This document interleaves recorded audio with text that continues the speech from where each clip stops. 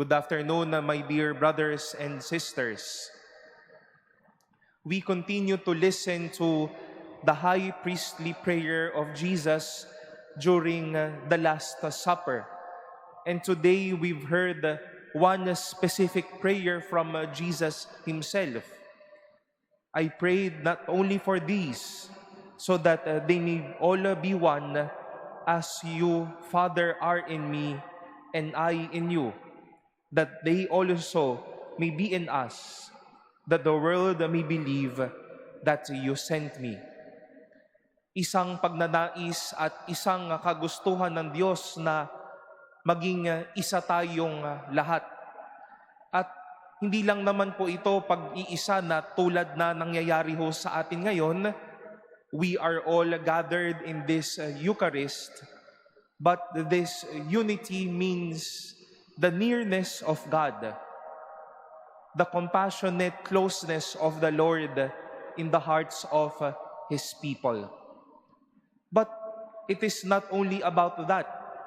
It is not only us being near the Lord or the Lord being near us. It has something to do for our lives. The closeness of the Lord, our unity with God, brings about the support, the inspiration, and the encouragement from our Lord. Let us take, for example, the story in our first reading, the nearing departure and death of St. Paul. Jesus stood in the midst of St. Paul during that gruesome night and told him, "Take courage, for just as you have borne witness to my cause in Jerusalem, so you must also bear witness in Rome." Ang pakikiisa ni Jesus ay hindi lamang pagiging malapit, kundi tanda ng kanyang pagpapalakas ng loob sa atin. We can get a lot from this story, my dear brothers and sisters. A reminder that we can also bring with us these days of our life. That when the Lord supports, He supports all the way, wherever we are and whatever we are doing. Sana po una ay ganun din ang gusto nating maging puso at kahilingan, na hindi tayo mawalay sa Diyos, na hindi tayo malayo sa Diyos, kundi mapag-isa din tayo sa Diyos.